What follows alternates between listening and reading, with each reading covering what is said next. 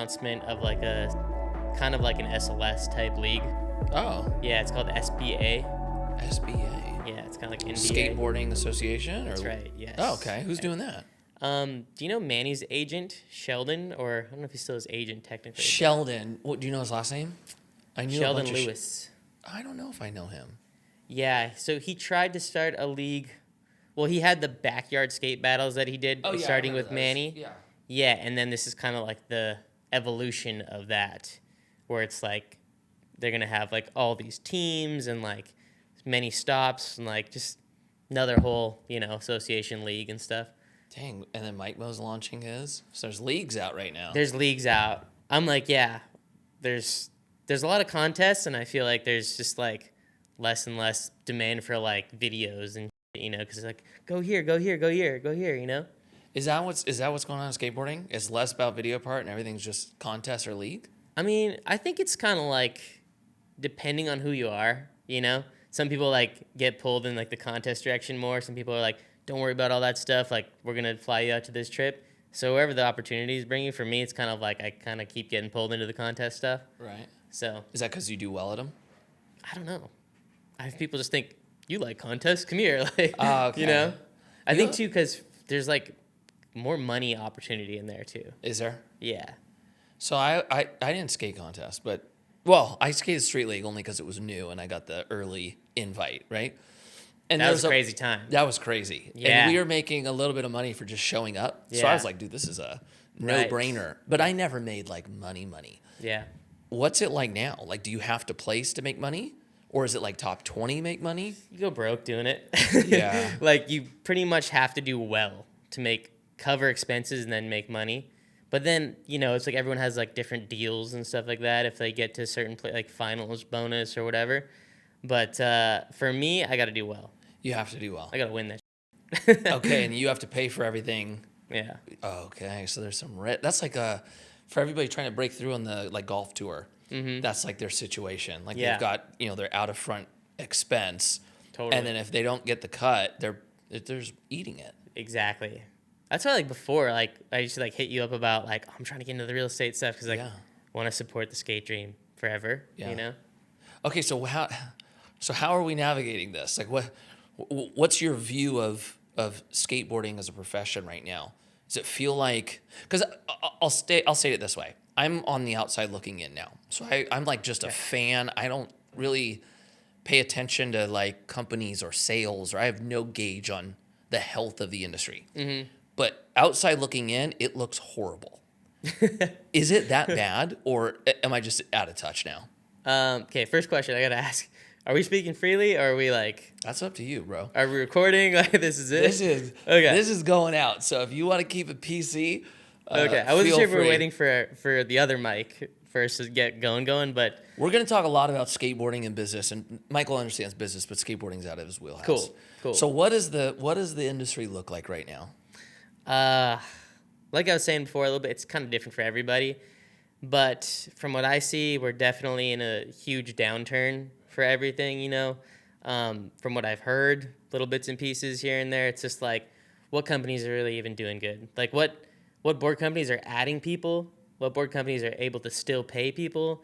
What board companies are just covering their expenses, And if I'm just kind of look at it from the outside, it seems like to me there's kind of like one funneling source. Like, if I'm thinking my perspective of big companies, I'm thinking like P-Rod with Primitive and like Shane with April, maybe Nija and Disorder, but like all of that money seems to be coming from one place, which is like guys who got good checks from Nike are able to fund their dream, essentially, like have a board company, have a crew, like go do videos. But outside of that, I'm like, what independent board companies are really doing great, Right. Do you know? I would say like Limousine. Is that Limousine? Yeah, maybe some of those brands are doing okay, but like I would just be speculating, know. But from what I've heard from even the big guys, I'm like, oh, they're paying their bills, and like that's kind of it. Right. I couldn't imagine they're making a killing. So the era of pro skateboarders just eating and making a ton of money is kind of over, or is it just we're in a freeze period? I don't know, man. That's why I think it's so individual. I think the skate industry. How is it for you? Like, how are you, like, how difficult it is for you to get sponsors or Oh, so rely hard. on a consistent check? So hard. It is. Yeah, like even getting product is difficult. Is it? Yeah, Dang, that's not a good sign. I know, right? It's kind of been like that for a while. But skateboarding's always been clicky too, so it's like there's that whole element to it. But that's why I've kind of just like made sure to kind of learn as much as I can about financial literacy stuff, to reinvest all the stuff I've had and like made, and then try to double up on that. And so I can just make sure that I'm putting stuff away for the future and just being able to like build something. I don't even want to say actually on the future. I do this now. Yeah. So it's like I'm doing this like whole thing on the other side where skateboarding is like my main thing, and then I kind of like live in both worlds where, you know, we've talked about it a little bit. Like I have some Airbnb units, and my property manager one day, she called me and like we're talking about stuff. She's like, "Do you do anything else besides like Airbnb units?" And I'm like, "I'm actually a pro skateboarder." She's like, "What? No way." And then the crazy part to that was she was like, "I grew up with all these skaters. Do you know Brian Schaefer?" And I was like, "Are you kidding me? Of course I know Brian Schaefer." Yeah. Like she's like, "Do you know Skate Park of Tampa?" And I was like, "Yeah, of course. I go there every year. Like Tampa Pro all the time." She's like, "Yeah, I grew up with all those boys. Like I was always hanging out with them. Like as a kid, I grew up in Tampa." And she's like, "If you ever go to Tampa, like let me know. Like you can stay at some of my Airbnb properties that I manage over there." And I'm like, "I go to Tampa every year, so I'm gonna be hitting you up." Like, Amazing. yeah. Okay, so how do you feel like where do you feel like you're at in the process of all your income, I think coming from skateboarding still, right? Earned income, nothing passive. Yeah, earned income for sure. So all earned income still coming from skateboarding. Mm-hmm. You have a few, sounds like, Airbnbs. Yeah, 2 units. 2 units. Yeah. What's next? Are you close to at least cutting out your skate income? Do you still need to rely on the skate income? Like, where do you think the timeline is on how much longer you can rely on skate income, and when are you hoping to have investment income cover it? Yesterday. Yesterday. Yeah. That's good. That's The all of lines are us. so blurred, you know, because the reason why I've had, I guess you could say, a long skate career, because I've been doing It it has for, been like, long. I think longer than mine. I've been going for a long time. I turned 35 in like a few days, so I'm like Amazing. still going. Yeah, I I still was love out skating a lot, you For know. 34, I was out. Yeah, So you made it longer than me. and I'm like, I don't know if that's really like career or just I just love skating. I'm just gonna keep doing it. But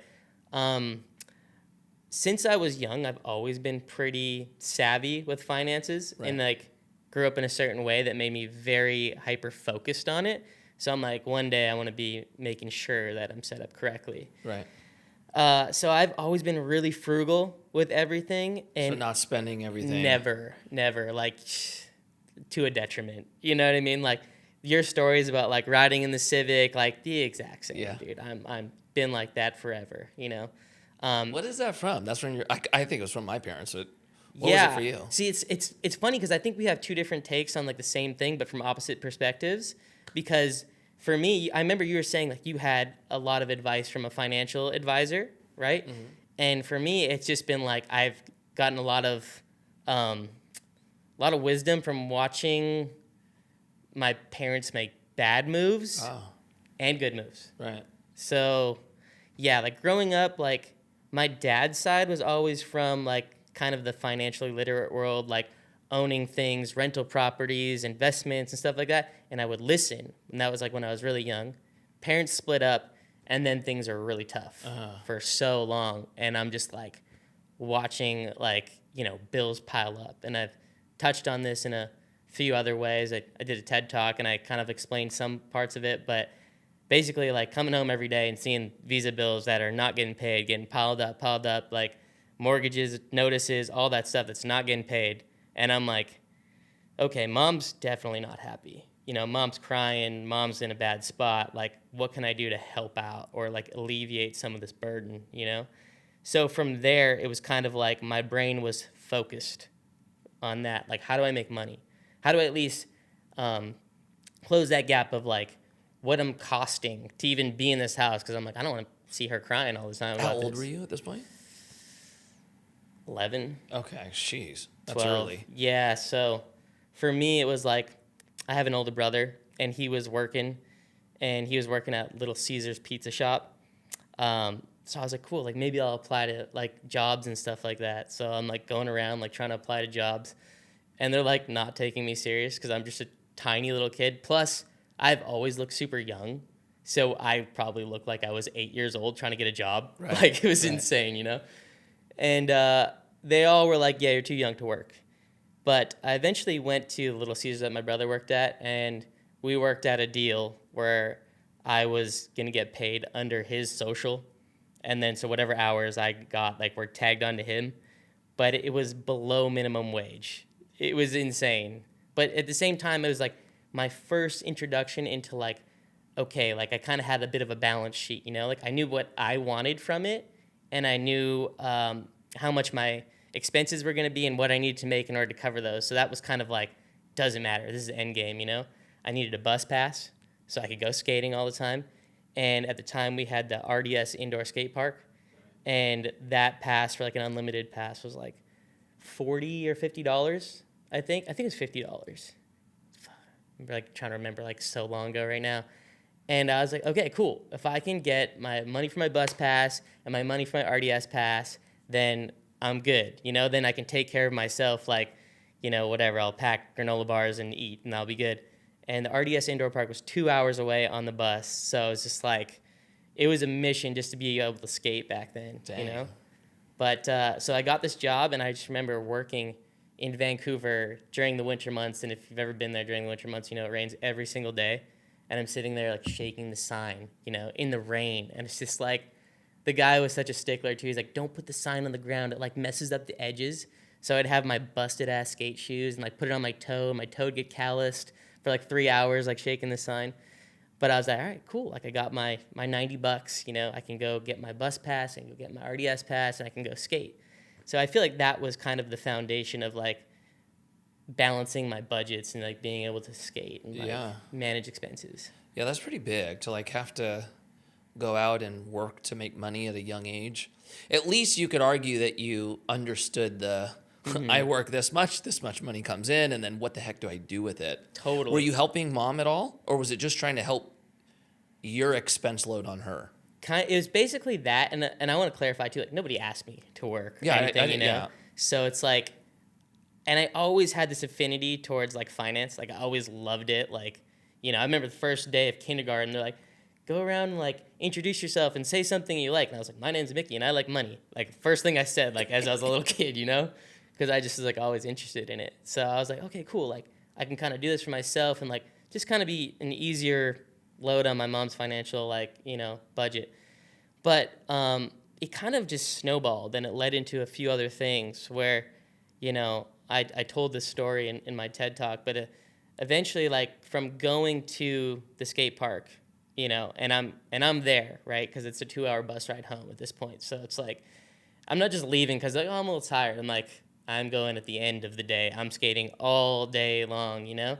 So I'm there, and I'm skating, like, so much, and I'm learning quite a bit, and the guys are starting to take notice of me, and they're like, oh, man, like, who's this kid here with, like, ripped up shoes, ripped up jeans, ripped up everything? Like, you know, let's hook him up with some RDS clothes. But you're skating good. You're starting to get pretty good? I guess good enough, Right. You know?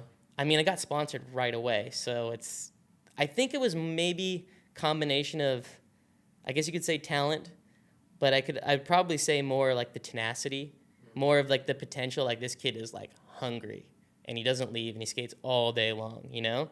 I think they saw that, and I would guess that's probably more so it. But yeah, so I was just doing that, and then, you know, I'm getting immersed in the culture. The older shop guys they're telling me everything about what's going on. They're educating me as much as possible, and I'm just so deathly shy. So I'm just basically listening 24/7 about everything. You were quiet good? So quiet. Right. Like, that's a whole nother story. Turned 17, I just started opening my mouth talking. But, like, before that, I was, like, mute almost, you know, Right. Just focused. But, so, yeah, I'm just learning so much, and I'm like, oh, there's this contest, Slam City Jam, that's coming up.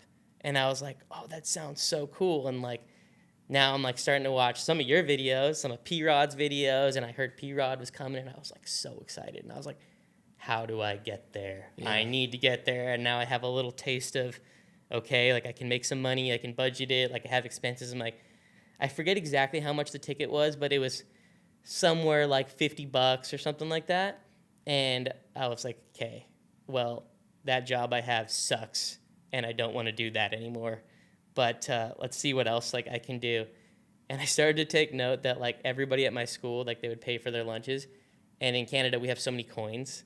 So they would literally throw out like loonies and toonies, which is like $1 coin, $2 coins. Right. And I'm like, that's a Slam City Jam ticket. And I'm just, I know everybody at my school because they're like, he's the cool skateboarder guy, you know? So I would just like stand at the end and like, you know, for lack of a better term, just kind of like busk. I was like, oh, what's up, Smalls? Like, how you doing today? Like, he's like, you gonna throw out that change? He's like, yeah. I was like, yeah, just throw it in the cup, dude. Slam City Jam fun. And just kind of just like every day I'd like have my little goal where I was like, okay, cool. If I can make, you know, $5 today, then I'm like a little bit closer. So eventually, I think it took me 2 weeks, because not every day I made my $5, but like I think it took 2 weeks or so, and I had enough money for the ticket. So then I bought it, and I had actually $5 left over. So I was like, all right, cool. Like I'm going to Slam City Jam. Like this is so dope.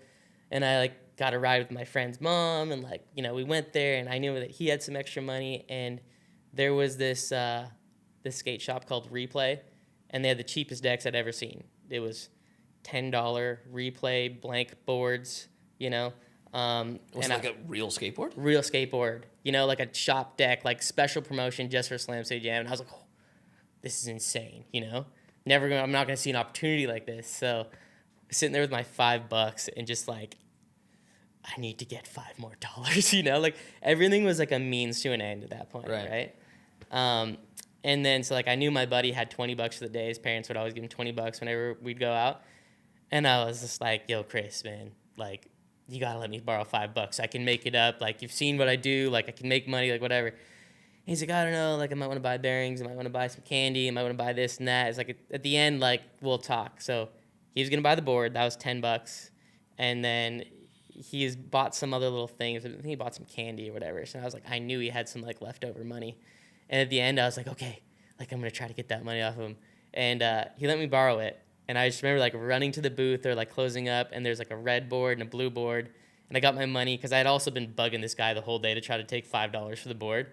Got the board, and I was like so hyped. And then he's just like, all right, you need grip tape? And I was like, yeah, I need grip tape. He's like, that's $5 more. I was like, dude, I don't got $5, man. Like, you don't even understand. Like, the last like month or so, I've been trying to like get enough money for this ticket, and like he's just like so annoyed at me at this point. He's just like, all right, here's the grip. Just grip it yourself. And I was like, okay, cool. Like, I don't know how to do that. And he's just like, ugh, just grips the board for me. And I was like, cool, I got this board. I was so excited. And the next day we go to the skate park, and I'm just like, I'm on fire, dude. I got a new board. And this is you like going to Slam City Jam to skate in it, or you just wanted to watch? Dude, I'm just watching. I'm like not like I'm getting sponsored more because I feel like the mindset and like I'm really young and like just showing like promise, but I'm not even close to like, you know, like that. I'm just like, I'm watching like a pro hockey game, and I'm just like playing cul-de-sac hockey with my friends, you know? Right. So then I get the board, and sorry, it's like quite a long story. It's like rambling on here a bit, but I get the board. We go skate the next day, and I'm just feeling like so good. I'm like, oh my God, this is amazing. I think this is the first new board I had ever owned, actually. So this is like crazy for me. And because I was getting a couple of free clothes and things like that, but not boards. So I get this board, I'm skating good, and this dude is like walking around the skate park, and he's like watching us, and I've kind of always been pretty street smart, so I'm just kind of like paying attention to him, like my bag, like I think he's gonna like steal our stuff. And then he comes over to me, and I'm like so nervous, like what does this guy want, you know? He's like, hey, my name's Rich, and he's like, I have this talent agency, and like we do commercials, and like there's like a skate commercial thing going on tomorrow. I was like, I was watching you skate, like you seem like you're pretty good. Do you want to come try out for it? And I was like, okay, cool. Like, yeah, like do you have a card? And he like gives me his business card. And then I was like, all right, cool. Like I guess whatever. Didn't think much of it. Told my mom that night, and she's just like, absolutely no. Like I'm not taking you that. She'd had bad experiences in the past with agents and people that kind of claim to be in that world. And she's like, I don't want you getting involved with all that nonsense. And I'm just like, no, this guy's legit. Like, I had my skepticism, like, he's legit. And then so, like, I'm talking to her for a while about it, and she's like, very much like, I said no. And I wasn't really defiant, but I was like, okay, I need to do something. So I just called him up, and I got on the phone. I was like, yeah, my mom wants to talk to you. And she's like, no, no, no, no, no. And I was like, all right, mom, here you go. Like, here, talk to Rich. And like, talks to Rich. And I just like listened, and I heard her voice just changing from like, you're the devil. I don't want nothing to do with you. Don't talk to my son, to like, eventually at the end, she's like, oh, okay, like, all right, I guess. So tomorrow, like, it's at 10 at this Hastings skate park. Like, all right. And then after, she's like, okay, I'll bring you tomorrow. But like, we go and then we come back. And I was like, all right, sounds good. Long story short, after that, I landed the commercial. I got paid a good amount. I paid my mom's mortgage. We kept the house. Dang. So it was like, okay, there's immediate like benefit, paying attention to this stuff. And it was so gradual that I was just like, every little thing counts. I think that's what made me more detail oriented about it. It's just the tiny details that like lead to big things. Yeah. So Did you do more commercials, or was that a one and done thing? I didn't really intend to do more, but now I'm kind of like on his roster, and then things started popping up, and like I did end up getting a few more. And I was like, whoa, okay. First thing I'm doing, I was like, go to the bank, high interest savings. What do you got for me? You know, just like started putting money in there. And at the time too, I was like reading books about like how to sell things online and like what I could do to kind of like better my situation. And man, I'm just rambling right now. No. Like, feel free to interject. No, I love this. Yeah, so I read this one book, and it was talking about eBay sales. So the eBay sales book was saying like, whatever you have an abundance of, you can sell online. There's a demand somewhere. And I was like, all right, cool. I have 1 million stickers at this point, because now I'm getting DC shoes from the same distribution. It was like RDS clothes and DC shoes and Plan B boards. So I'm starting to go down this path a little bit. So I'm just getting my first couple pairs of DCs, but they're like sticker, like all the stickers in the world. And I'm just like, okay, cool. Like, I'll try to list this on eBay, and it's only going to charge me fees if I sell it. So I kind of have nothing to lose. So I go and I try to list it, and it doesn't sell. And I'm like, stupid book. Don't know anything, you know? And then so it's like I get a little further in the book, and it's just like, okay, if you're having trouble, like check completed listing searches, find what's already sold. You can even take their marketing. You can take their pictures if you have the same product, and then just sell that. Just use their, you know, don't reinvent the wheel. So I'm like, okay, I look through that, and I start to notice, like, at this time, at least, maybe it's different now, maybe it's not, but online is just way better for bulk sales. So nobody wants to buy one sticker, right? Especially, like, the way I did. It was like a picture on, like, some carpet, like, you know, random one sticker for some random kid with 0 reviews. So I was like, okay, cool. Like, what if I did, like, I got all these other stickers, you know, some RDS stickers, and I just made this, like, big pile. And then so I made the package, and the package sold, and I was like, I'm a genius.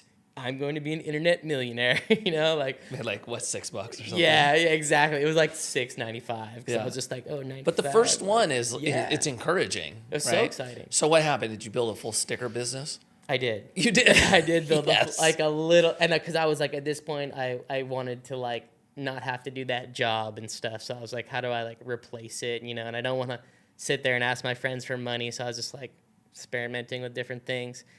But yeah, so I started selling these packages. In the book, it also told me it's just like always under promise, over deliver.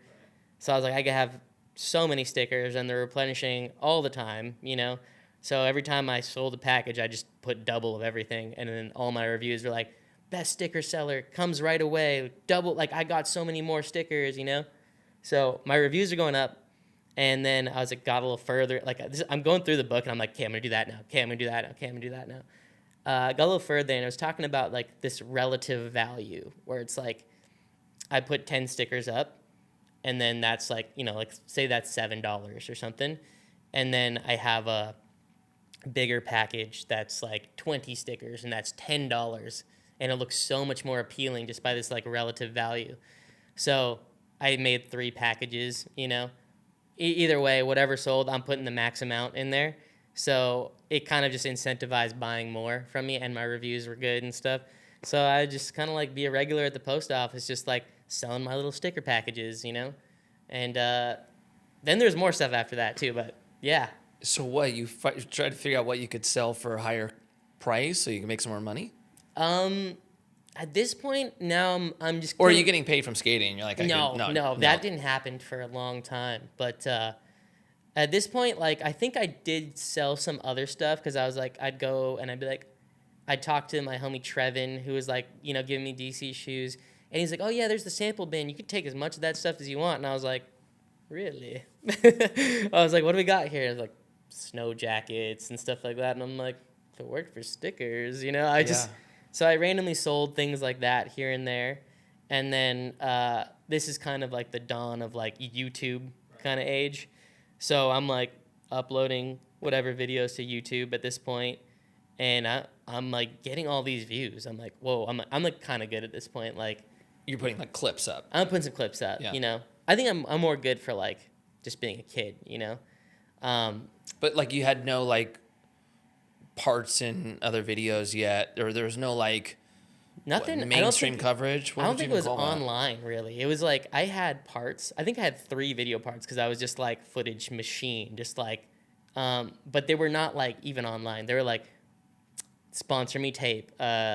In our little like local community, like we had this little squad, like in our little local video that like literally was the church, like community worker that would take us out sometimes that like he edited it together, you know, but I had like my 2 minutes in there and stuff. And then maybe like some of it was like skate park clips or whatever. So at this point, no one knows who you are. Just people around town. I mean, I feel like I'm a big time in my school and stuff, you know, because people are like, but like the world of skateboarding, nobody knows who you are. No, not at all. I'm just a little kid messing around, you know? Whoa, hang on one sec. Before we get back into the podcast, I have a quick update.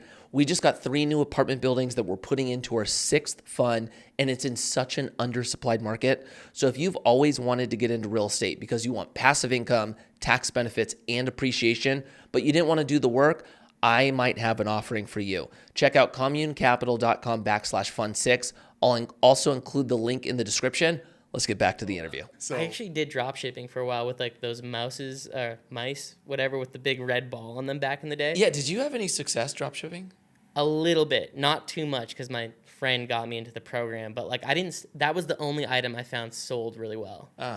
But did you ever try it? No, but it was hot, and every influencer was talking about it, and people were selling courses. This is before there was influencers. Like when I was doing it when I was like 12. Dang. 13 or something like that. So I reinvested that money to buy the drop shipping like program, which was like $200. So you're early in all this online learning and I was sales. Right into like trying to figure it out, which is like it's crazy because I feel like nobody knows this side of me unless you're like in my close kind of friend group. Well, that's how I felt too when I was you know? young. Yeah. Right. So it's kind of like I always think it's funny when I go and like, you know, I have my property manager. Oh, do you do anything else? And I was like, oh yeah, I have a whole nother life. And like. Then the skating, it's just like, oh, you just skate. You skate 24/7 because I skate a lot. Right. And people are like, you're here all the time. I'm like, actually there all the time too. And I'm also there all the time. And I'm like, everywhere I go, I'm like, this is where you are all the time. And I'm like, dude, I'm doing a lot all the time. Right. So it's cool. But then to get back to like this little journey we're going on here, I'm uploading clips. They're getting all these views. And I think a lot of it too is just like, I'm a young kid. There's not a lot of skate videos that are actually good on YouTube at this point. So it's just like, and I'm progressing pretty fast. So it's like I upload a kickflip backtail big spin on a flat ledge and it gets like 100,000 views. Dang. And I'm like, whoa, that's crazy. Like, you know, I was like, what else can I just film like single tricks that are going to get views? And then so I started doing that a bit. And then I've even had friends tell me like, oh, I saw that video back in the day and I thought it was like a Rick roll. Like they're gonna like play the song and then like you did the trick and I was like, oh, that's crazy you remember that, you know. Do you still use your YouTube now? I do, but I have to get to this part. Give it to me. Yeah. Keep going. So there's a lot behind Micky Papa that we don't know about. Dude, there's so much. Do you have a TikTok? I do. I don't really use it that much, but I try to. Oh man. All right, serve me up. You remind me of other stories right now that are even before skating. We'll get into later. Well, it sounds like you've been on this path of making money and finding ways to either start businesses or sell things for a long time. Yeah. It almost sounds like skateboarding was like a secondary career almost. I mean... Or like not a fluke career, but you seem like you had a pretty good grasp before skating started paying you. I would say it's just been, it's all fueled by maybe survival. Yeah. You know what I mean? Yeah. Skateboarding has its expressionary elements, times are tough, and I'm just thinking about money as a young kid where it's like, you shouldn't really be thinking about that kind of stuff. So it's like, underneath it all, it was hard times. Right. Survival. Skate, expression, make some money. I was just like, how am I going to live in this world, And when I'm looking at my examples, I'm like, they're having a tough time. Right. So what am I going to do to not have it? I don't want to be in this situation. Because, I was in welfare offices quite a bit, Right. Sitting there and, watching the same people come in every week. And some people show up in, Beamers. And, I'm like, they're taking advantage of the system. And, we rode the bus to get here. And, what's going on? I don't want to live like this. So it was just all survival, necessity, and then creativity. Because I was lucky enough to be, kind of always good in school. So I just kind of, started to employ all of those things to try to better my situation. Right. And Did you go to college? I didn't, no. But if you had told me that when I was younger, that I was going to go to college, I would have been like, that's the biggest offense you could have ever told me. Oh, really? I was so, I'm going to go to Oxford. I was so, that's what I want to do. My identity was wrapped up in, being a straight A student. My teachers wanted to skip me a grade, and they didn't want to put me in the same class as my brother, so that was my identity, Do you still feel like you're in a survival mode now, or did you get into a scenario where just things changed? I fight it. I fight it all the time because I find myself making decisions from that standpoint. But then I'm like, that's in my head. Right. So I feel like that frugalness, it's kind of rooted in all that kind of stuff. But then when I think about it, I'm like, I'm not in a position like that anymore. And if I wanted to be more abundant, I could just move things around to be more abundant. And I can't really speak for other people, but I feel like anyone who's been pretty good with their money kind of has a similar mindset of budgeting all the time, but then their budgets are just kind of these woozy-wazy, fugazi numbers in their head that they just don't want to go over, most of the time. Because I feel like if you're living really on the end of your budget, it's that's probably not a good place to be. Right. So we live with these margins of caution. So I'm like, my margin of caution is way bigger than it actually needs to be. Right. If that makes sense. Yeah, it totally does. But yeah, so back to the story here. I'm getting all these views on YouTube. And I don't know where or how it got into my head, but somehow I was like, I need to be getting paid for this shit. There's a way to get paid for this. So this is way before that they had YouTube monetization within the platform. There was this program, I think I just started doing online research about it, but it's called AdSense. Mm-hmm. And you could copy and paste this HTML code into your YouTube to create this ad program that would run on your videos. So then you'd kind of have this plugin that you'd go to this other website, and it would show you how many views you're getting and how many clicks they were. And they were not optimized ads. They were all right, here's Micky Papa skateboarding, and here's, I don't even know, car parts for Honda. No one cares. No one's clicking on that, Right. So I got Were you making money, though? We'll get there. Okay. There. So I got this ad program. It's not optimized. I'm getting the views, and it's showing me this CPM ratio, and it's you're getting no clicks per month, but you're getting all these views, and I'm like, the freaking hell, man! I got the views. How do I monetize this? So then I had this idea about what if I were to click on my ads? What would happen then? And I think I did it to test it at first, and it was just this is from your IP address, so this one doesn't count. And then I was like, how do you change your IP address? So then I realized any open internet connection changes your IP address. So I made it my job at this point to go to every open internet connection that I had. That was your chores as a kid. That was my job. I can go to the Starbucks over here. I can go to the library. I can go to this place. I can go to Tim Hortons. They all have open internet connections, and I'll just click once every day on my ads. So then I started getting these checks from Google for $600, and my mom's like, why is Google paying you? And I'm like, I figured out this thing with skate videos and the internet, and now they pay me. And she's like, I don't get it, but cool, good for you. So then that was kind of the next evolution of how do I survive? Just did that for a while. Right. Then the channel got shut down because they're send me this notice, and it was we suspect there's click fraud on your account. Like, we can't prove it, but we're going to shut down your account. So I stopped using it. But that was the story of that first account with all the videos on there. Dang. Yeah. Okay, so then when did skateboarding start paying you? Okay, so this is over, those things all happened probably over the course of like 4 or 5 years. And I'm still like, at this point, like I'm living with my grandma, and she's like, it's like room and board. She's like old Italian lady, like barely speaks English, and just like, don't cause any problems. You have a roof over your head. Like, you know, here's the key, do your thing. And like food's in the fridge, right? So I don't got to really worry about that. So some point during this, I think maybe I was like 17. I'm getting a little bit of money from like DC Canada, right, and like maybe RDS at this point. Yeah, I'm pretty sure I was around 17, where it's like, all right, cool. Everything I have now and everything I've won in contests is going to go into like savings and this high interest account that I've been building for a while. Did it start getting sizable? To me, it was sizable. Right. It was always $100 was sizable. Right. You know what I mean? Yeah, so I think things just kind of snowballed from there. When you started making money in skateboarding, was it like, oh my gosh, my dreams come true? Is it, this is cool? How long is it going to last? Like, how were you looking at the future of skateboarding from your career, and how are you trying to gauge how long that could go? For me, it was really just like skateboarding first, like still in that survival mode. Like, this form of expression is my community. Like, everything that's good in my life, like, you know, revolves around like being able to skate good. So I put a lot of emphasis on just like, that's all I wanted to do, and that's what I valued. You know, like growing up, like watching guys like you and Paul, I was like, progression. That is, you worry about progression, everything else will come from that. Even down to the finances, you know what I mean? And that sounds kind of crazy. No, I felt like, the same way. Yeah, like just the way that I cultivated that mindset from skating is the same way that I did everything else.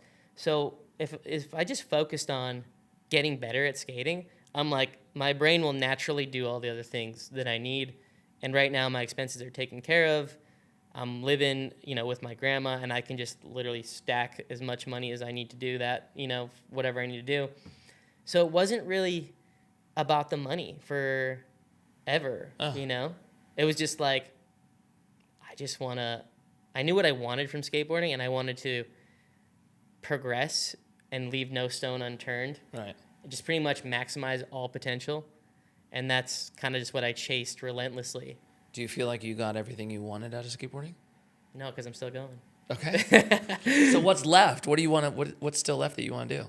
It's kind of crazy because now when I think about it, I'm like, it's definitely different than it used to be for me. There's still so many NBDs. So you just want to do tricks that haven't been done. I want to do tricks, bro. That's it. That's it. I'm just a skate rat at heart. That's just like, what tricks can I like invent or do that no one's touched before that I'm like, I know I got in the bag that, you know, what legacy can I leave in skating that's just like inspired some kid to get hyped and go try some new stuff. Okay, so it's just still the pure aspect of doing something that hasn't been done. It's not get this sponsor or get my shoe. The business side of it, isn't it? If anything, it's the opposite. I'm like, all right, like get this sponsor so I can still chase this for as long as possible. Start the real estate thing so I can chase this for as long as possible. Like, let this be the fuel for like the passion that is I'm trying to do this 100% through and through. You know? Will you do that forever? I don't know, man. I mean, it's hard to say because when will you get to a point, do you think, where the NBD is just not available, or does that ever? I mean, it happens at some point. It'd be turning into like the never been done today. I did it yesterday. We could do it today. Like that's just like I'm sure we'll always be chasing something of like some personal accolade, whether it be like on an international scale, on a national scale, on a community scale, on a like literally in my head scale. You know, like I couldn't do a crooked grind yesterday. I could still do a crook today at 90. I don't know. Like it'll probably be always something like that. Yeah. Yeah. What about the real estate? How's it doing for you? It's doing a lot better because there's just like so many ups and downs. Let's digress though. Like, what about you? Like for you, like how is the skating? Like, do you still skate a lot or no? Not as much. No. Never. No, not as much. Come on, Mikey. I probably skate maybe 2 times a year. 2 times a year. Maybe. Okay. Yeah, it's like nothing. So when did that transition kind of happen where you're just like, I'm not skating as much? About 2016. So almost been 10 years. Do that. And I think in some of your interviews you mentioned that it just kind of, did it fall off a cliff or was it more gradual? Fell off a cliff. Fell off a cliff. Oh, yeah. Yeah. Yeah, which for me was probably a blessing, like looking back. Uh-huh. Because I think it would have been a lot harder for me, and I think I would have delayed the move out of the industry. Mm-hmm. I didn't think I wouldn't skate again. Like I always thought I would skate for the rest of my life, but I didn't really calculate my obsession. Like I'm an obsessive personality, and I'm thinking about skate more right now. Yeah, that's how I'm built, right? Like I'm built to be all in. Yeah. And when I stopped, at least when my career ended, it was like, okay, what do I want to do now? And then the next company I started, which is this company, became the obsession. Right. And what I was not prepared for is once I focused on something new, it was like everything else in my past was just like gone. Wow. And I wasn't expecting that. Still weird hearing myself say that. Mm-hmm. But there's kind of two things that I still keep in play. One is just a time scenario. Like I only have so much time in a day. Right. And right now with what I have as my priorities, there's no time available. Like I have to drop something, and I'm just at a stage in my life where it's busier than I am managing more today than I ever thought I was even capable of doing. And so at this moment, I'm not willing to drop any of those to skate more. Will that change in the future? I hope so. I hope I get to a point where I'm like, okay, like not doing anything with city council stuff. Kids are grown. Sure. I've got more time. Yeah. Or I have one of the kids that just gets into skating. Wants to skate. That will change everything for me. Yeah. Because really the only things I have to drop right now are business, city council, or family. Mm-hmm. And I'm not willing to drop my business. I can't drop city council, and then it just becomes the kids. Like, am I gonna go skate and then sacrifice my time with the kids? I don't want to do that. But if they started skating, two birds with one stone. That would bring it back for me. Right. Yeah. So if they happen to get a birthday gift, skateboard. I've tried everything. I have tried everything. My kids have never shown an interest at all. Oh, really? Yeah. Does that bug you, or are you kind of like, oh, cool, stay away from that? No, I mean, dude, in the beginning, like, I wanted my kids to skate. Like, I was still a pro skateboarder when my two little girls were, I mean, they're not little anymore, but when they were born, I was still skating. And so I love the idea that, like, they would get into skating, and I go skate with them and bring them into my world. Right. And then it was like, no, Dad, we don't think that's cool. Oh, okay. And I was like, my son, for sure. My son's going to do it. And no, he's, like, all into, like, bikes and little motorcycles. Oh, okay. So, I don't know. To be determined. Yeah, see, the thing is, I feel it's so hard to predict, like, how you're going to be and what you're going to want to do. And I'm like, this is the only brain I've ever known. Yeah. This brain likes that. 100%. Now, what I will say is, like, you go on my Instagram feed is still all skateboarding. Like, I still love watching it and checking in. It's more just out of sight, out of mind right now as far as me doing it. Right. That makes total sense. That's where I'm at. Yeah, no, I mean, like I said, you can't predict it. Like, you can't predict what you're going to get obsessed with because it just, like, happens, and then you're just like, this is what I'm doing. Yeah. And I think, like, and I'd be curious to know your opinion on this. Like, when I started skateboarding, I never cared at all about being pro. Like, not a desire. I just wanted to skate. And I was a little bit obsessive like you. Like, this is just all I want to do, and how can I do other things to keep skating? Mm-hmm. And then I turned pro. Or I got sponsored, I turned pro. And there was definitely a point in my career where, like, skateboarding had changed so much by it becoming a profession that I started to hate it. Okay. And I didn't want to. Like, I remember getting to a point where I was like, I have everything I ever wanted. I have a shoe, I have a board, I have, apparel, I'm making money, I skate every day. How do I not like this? Right. And I remember, I don't know if it was Heath that said this. I think it was.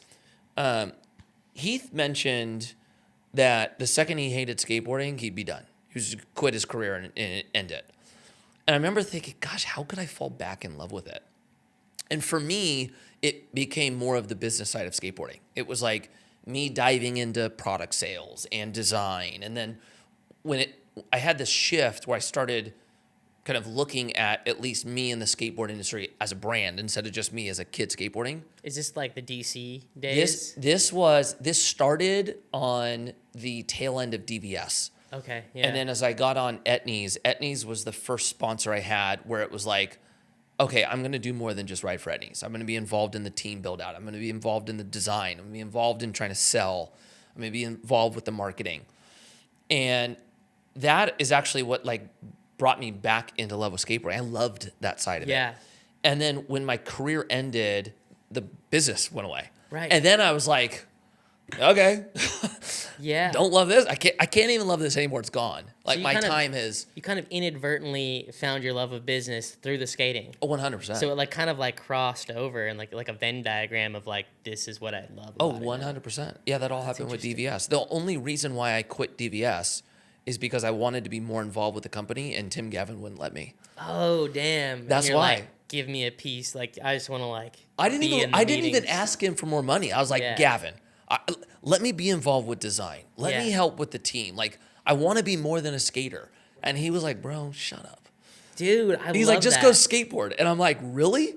And he Yeah. goes, yeah. And like, I left there and knew like that was You're it. like, for I'm me. just going to go. How about that? No, I'm gonna leave. I didn't like really like. I didn't think, okay, I'm gonna quit tomorrow. Yeah. But I knew walking out, my time here is either over or very limited. Planted the seed. Yeah, and then it was Heath Brinkley that I was friends with, and I was like venting to him. I'm like, this is bullshit. I just want to do more. How do they not see the value in me? And then he got on Etnies, and he knew I was, Right. struggling with this. Yeah.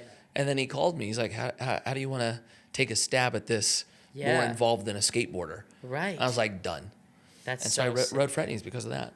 You know, it's so cool. Like the fact you said be more than a skateboarder, that's something that just has been on my mind probably for like the last 10 years. Just because I'm like, dude, skateboarding has given me so much. Like some of the stuff that we've talked about here. And I'm like, it's given me so much outside of just the skateboarding. Right. That I'm like, how can you not let that like mindset just fall into everything else in your life? And then I get so frustrated seeing the skate communities just fight for their limitations, fight for that identity of being just a skateboarder. You know what I mean? Yeah. Like, I think even like more so in your days growing up, it was like you could be this, but you can't be this. You can't do all these other things outside of skateboarding because then that's like a bad look. And even talking to, You don't think that still applies now? I think it does, but I think it has grown. Because, for example, I was talking to Nordberg about this, and he was telling me how, modeling back in the Yeah. day is something that was so taboo for skateboarding. And, like, he would kind of, like, try to hide that a little bit from, like, some of the sponsors because they didn't want to see nothing like that. But it was paying the bills, and it's, like, opportunities you can't turn down. But then nowadays, that's kind of celebrated if you do, like, some of the modeling stuff and then do the skating. Where I'm like, okay, like, what about the future? Like, what about all these other things? Because as skaters, we got to do so much stuff to survive at this point, rather than just be a pro skateboarder. And You think it's become more acceptable? I think it's almost like my goal. Like I want things to be as acceptable as possible because I'm like to limit like such an abundant mindset that you can get from skateboarding. And I think it can also go the opposite way. I think you can also have a very pinholed mindset from it too. But like, why just let it stop at skateboarding? Because I feel like most skaters I know are good at everything. Right. It's just like, oh, you're just good at skating. It's like, no, it's like that guy is like so good at like, this guy designs his own clothes. This guy's like the best cinematographer. I'm like, so many of them come from skateboarding, but it's like kind of taboo. And like, dude, I love seeing other people like just thrive outside of skateboarding. too. It's so much more to resonate with. I was like, that guy's so cool, you know? I went down a Danny Garcia wormhole like last week. Sick. Like he popped up on my Instagram. I was like, just started watching all his videos and playing Yeah. music, and I love him. I love when skaters do that. It's interesting that you say that because I actually I was seeing it a little bit different. Like I know that modeling has become acceptable. Totally you see every acceptable skater now. doing modeling now, and it's actually not just acceptable. It's almost viewed as cool. Yeah. Right. But I still think there's things that are still not going to fly. Totally. Some like- things just like resonate with the culture. Some things are like the opposite, Yeah, 100%. Yeah. Like, I think it's even like, I don't know if anything financial that we're talking about is still acceptable. Totally. Like know? that's taboo, but I'm like, I don't think it should be like saw- unacceptable to be like a skateboarder that owns stuff. I saw I saw Let's Go went to Turkey to do his hair. Yeah. I was like, when I watched that, I was like, God, give it to him, man. He's don't got care. balls to just do what he wants to do. Yeah, which I like, love that about him. I think he's always been like that. He has been. I you know? love that about him. So like for him, he's kind of like, all right, I'm just gonna live the life that I want and utilize this platform, and like if it doesn't affect you like that, like it doesn't affect you like that. You know? I love that. That's actually the one thing that Paul gave me as a kid. Mm-hmm. Like he was the first hair restoration.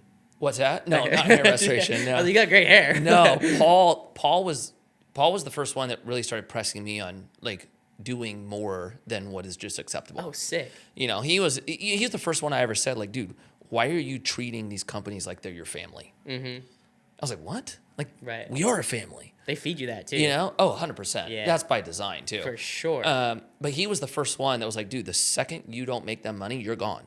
So why are you not doing the same thing to them? And I remember when he first said that, I was young. I was probably 22. Right. And I was like, Paul, you've lost the ball, dog. Like, yeah. You are not like core. You're right. talking crazy. And then it was like, damn, he was early. Like he was spot on with that. But yeah, that one's an interesting one. I get it. Like you tell somebody your family and then you don't really have to pay them what they need. And yeah, now you're helping out, you know? Yeah, you're right. part of it. Yeah, dude, I don't know. I just feel like all of these, if I'm just looking at the skateboard model today, and I'm like, things are broken, dude. What is the skateboard model today? Like that's the one that I can't question. figure out right now. I think no one can figure it out. Right. That's why it's like, you see all like somebody excelling over here and you try to recreate that, like that doesn't work for you. Like somebody excelling over here, you try to recreate it, that doesn't work for you. Whereas like it used to be like, go film in the streets. Yeah, that's Get right. the photos, you know, like don't do anything whack. Just, Yeah. Just be a dope skater.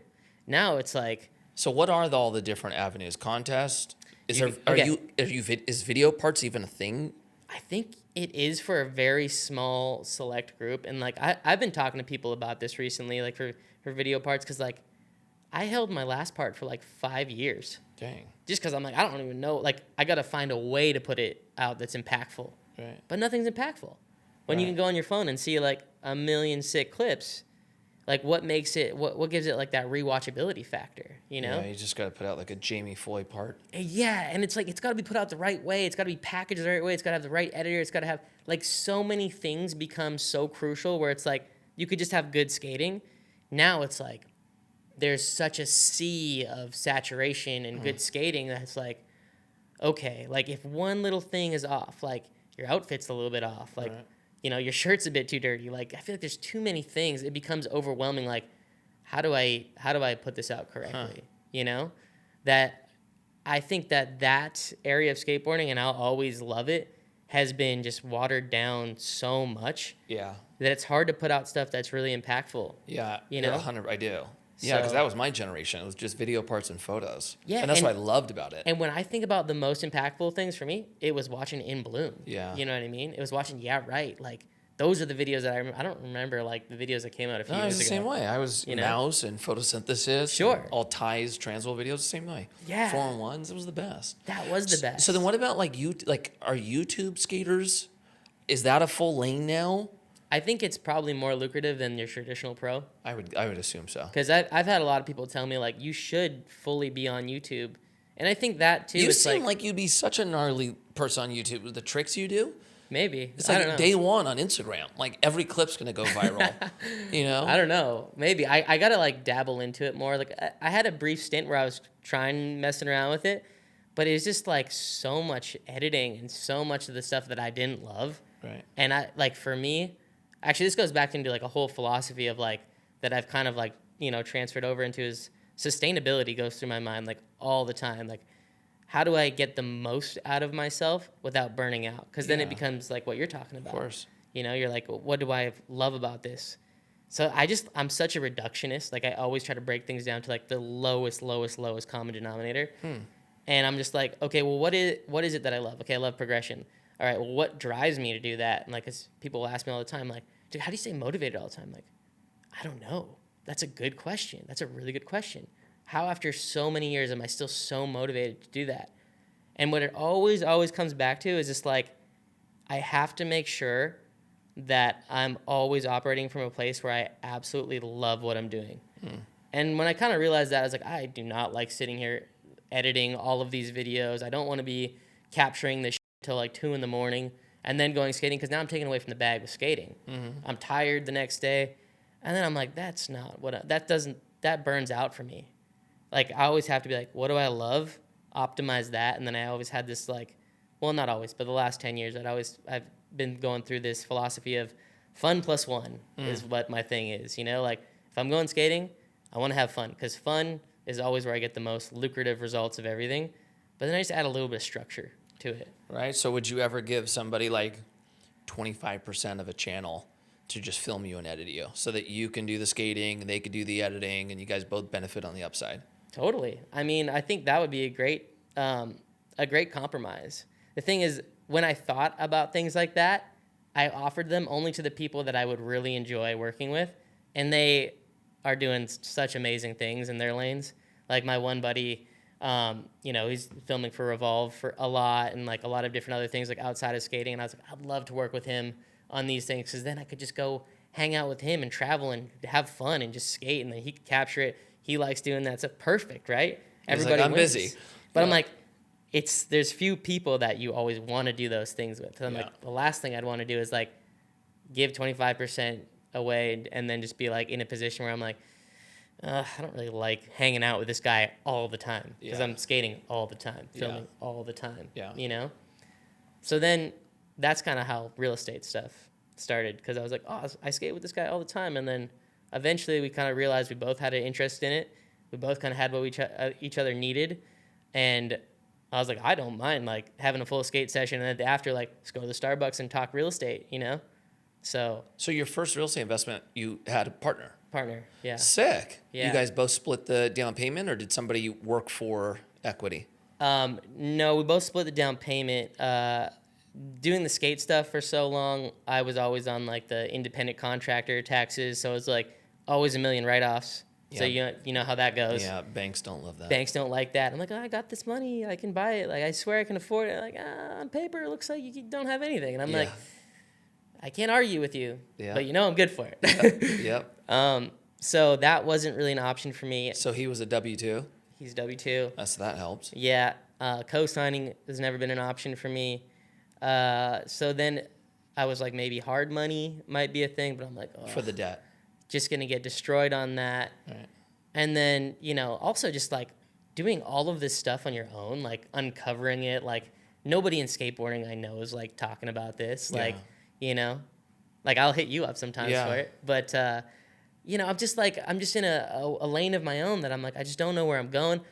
And then it just kind of came to be that a friend of mine, Mike Papa, was talking about stocks one day. Yeah. Yeah. So, and I was like, I don't really know anything about stocks. I've always heard stocks are, very, very, very, very volatile, and you can lose a lot of money. So I was always a little bit like, I don't know about stocks. And then he was reading Rich Dad, Poor Dad. And I was like, what are you reading, Mike? And he was just like telling me, it's a cool book, blah, blah, blah. And then he's like telling me about Rich Dad, Poor Dad. And I was like, damn, Rich Dad actually sounds like my dad. And then he was talking about his dad, and his dad's, he was like a software developer and just like worked programming for a long time and very risk averse, S&P 500, like that's it. Pretty much just, put your money in there and don't buy real estate, nothing. And I was like, huh. And then he kind of told me a little bit about his side. And I was like, that sounds a little like Poor Dad. And then we kind of just would like have these chats about like, what's better? What's the combination of both worlds? Right. And then there's a game that you can play on Rich Dad, Poor Dad. Yeah. So we started playing Cash Flow. Yeah. And we kind of got addicted to it. And I was like, this is so cool. And right there, it's just, there's no emotion involved. So you're like, of course I'm going to buy the stocks when there's a scandal about the CEO that he's cheating on his wife. Like, it goes down. Like, buy it all with this fake money, you know? And I'm like, all right, they just invented some new technology. Stock prices are up. Like, I'm going to sell it all. Yeah. No emotions involved. So I was like, wait, what if I like just bought stocks? Like, what if I just do it? Right. And then he had already had, like, his dad had been investing for him since he was a kid. Yeah. So he kind of already, like, had a good basis there and, like, how to do it and, like, just kind of followed suit with that. But I was like, all right, growth stocks, like, dividend stocks, like, what do I do? Like, starting to learn about it. And at the time, I was doing this deal with Celsius energy drink. Uh-huh. And Celsius was brand new. In my opinion, I'd never really seen it anywhere. But now I feel like it's everywhere. Yeah, yeah.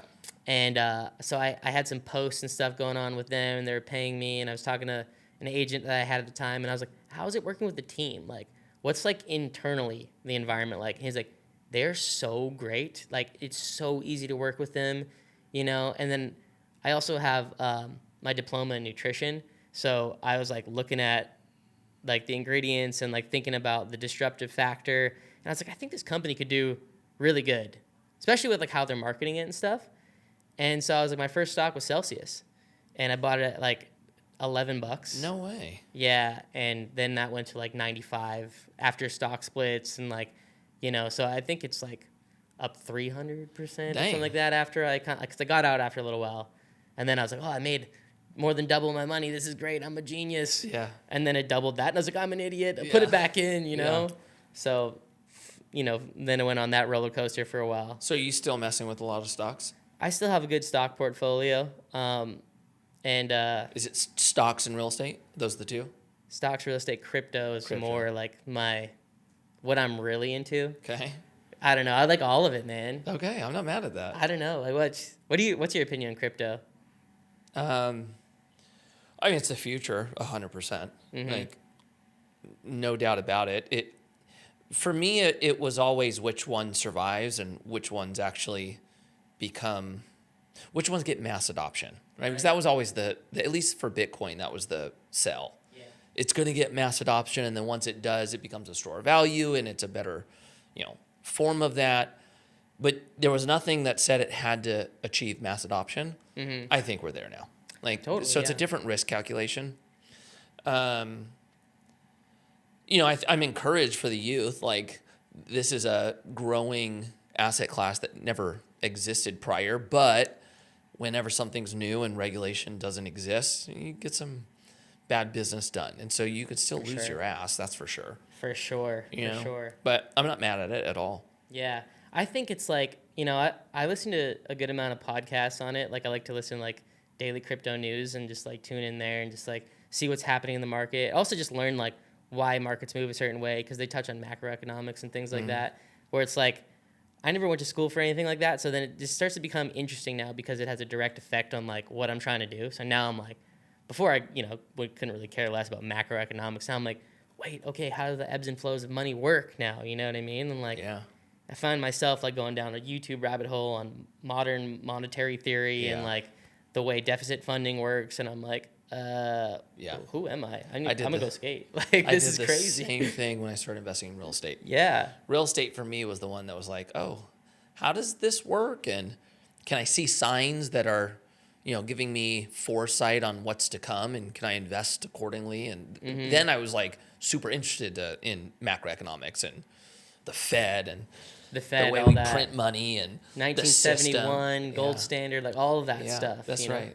That's right. That's why I think crypto's awesome right now, because it's just like, since we're like total fiat currency and like how much we print, and then, I'm just kind of like, well, if we're going to keep going through inflation and keep getting more and more money supply, and then like we have these crazy events like COVID, and then like the money supply pretty much doubles, I'm just like, what's finite? What's digital that's like, or the fact that it's digital, I think is way better, because I think about like post mail and then email. And I'm like, we're living in a digital world, and like a lot of currency is digitized, but at the same time, it's like makes it easier to just mass manipulate. Crypto makes a lot of sense to me, just from like my minimal understandings of it. And I'm like, I think this is the future. So I've been doing that probably since 2016. Right. That's awesome. Yeah. All right. So. Questions. Seems like I'm about to get a quiz from the teacher right now. No. What I'm curious about is, do you own the home you live in? No. So you bought investment properties before a primary? Yeah, multifamily, out of state, total fixer-upper. What state? North Carolina. North Carolina. I didn't see. Okay, it's a good market. Yeah. You have any desire to own a home? It's funny, I was talking about this the other day. I was like, I cannot quantify buying a place that I live in. I don't think it makes any sense, from what I know, unless it's just a pure luxury move, just like wanting to own what you live, wanting to be in full control. But then I'm like, you got an HOA and you got people breathing down your neck, and I'm just like, then I just have parked money and then a bunch of bills on top of it, because I'm like, mortgage is your minimum payment, rent is your maximum. I like renting and being like, Toilet's broken. You can come fix it. I don't have to think about this anymore. I'm going skating. Yeah. Way easier for me. Yeah. Because if it's my money, then I'm going to be like, toilet's broken. Who am I going to call? This guy's a better deal. Oh, let's read his reviews. Oh, he's not actually very good. Now I'm already wasting time. I could have learned a new trick. I could have been doing something else, you know? Right. So Yeah, homeownership, I think it's more of a lifestyle decision. Lifestyle decision. Yeah. Also, I think it opens up different demographics and pockets where you could live. You know what I mean? Maybe that's going to come into play in the future. But right now, I'm just like, the only way that I think that I probably want to own a home for myself is if it's in another place, it's fully furnished, and I can use it as an Airbnb and just go there when I want. Yeah. That's like the only thing that like quantifiably makes sense to me. Yeah. I get that. So, All right, so what's next? what's next? I'm trying to expand the portfolios. Right now, like I said, Investment portfolios. yes, right now I'm super into crypto. That one I'm not trying to expand right now because of the cycles of how things work, halving years, and we're very much the end of a bull year. So I'm kind of like, Sit on ice. every day I'm looking of like, when do I get out? Because there's like a big drop in the market every 4 years. And I think that institutional adoption you're talking about, I think a lot of them are going to get burnt because the red tape for all of this stuff wasn't lifted up until like a post-halving year. So that means they're getting at post-halving prices, whereas like a year and a half ago, prices were so much cheaper. And if you look at every 4 years, you go halving year, post-halving year, boom, and then the year after that is a bust, and then reaccumulation after that. So I'm kind of like... So you're going to sell everything, wait, and then buy in. Yeah, because I want to probably reinvest around 2027 or so. Okay. Maybe later. All right. So right now I'm just every day listening to macro events, news, like what's going to be the catalyst that everyone thinks this is absolutely euphoric, this is the best thing ever, it can't fail. And then at that point, just kind of let that ride a little bit and then start to dollar cost average money out and then just like wait for another cycle. All right. Or maybe buy real estate. I don't know. That's my plan. I'm just trying to like cycle this through this, through this, through this, and then eventually just have a bunch of nice assets that I can just sit on and just collect dividends. You heard it here. Micky Papa. I'm trying, man. I love I'm it, bro. trying. I'm encouraged by this. Yeah. I love that. You're encouraging me. I mean, like I've seen everything you do, and eventually one day I would like to do syndication. Yeah. Because I think it makes sense, you know. And another thing, like I guess would be good to touch on is like going through all this stuff. Like when you become a pro skateboarder, you've essentially reached financial freedom. You know, you do what you love for a living. You can go out and skate, and your bills are paid for. Like that's financial freedom. Whether it be like your expenses are $15 or $150,000, whatever gets you there, and you're doing what you love, right? So doing that for so long, and then getting older and realizing everybody's working a job sucks. Yeah. Because then like, how can I do what I love, but I'm just like not surrounded by the people that I want to be around all the time. So then it made sense to me. I was like, it would be so sick to have syndication one day where it's like I could help my friends invest in fractionalized real estate, but like I had to go through hell to get to the point where I'm at now. They don't want to do that. And like thinking about like, all right, here, fixer upper out of state, like multifamily, like permit offices, oh my God, bro. Like the amount of chaos there. I'm like, you don't want to go through that. You just want to get checked, right? Like, let's pull some money, let's buy a place, and I can promise you these returns, and like let me manage it for you. That makes total sense to me. Now I can free up time for friends that I want to go do fun stuff with. Yeah. So I'm like, I totally see like the vision. I'm like, that does sound like a great end game. Yeah, to move towards. It is. Yeah. I love that. Dog, thank you for spending the time with us. Right. Yeah. That went by like fast. Yapping When you're so dropping much. info, everyone just leave a comment for me. Who's on board with what Micky just dropped? Crypto, real estate, stocks, and loving what you do. Again, if you guys are into that too, you just leave a comment and tell him how good of a job he's doing.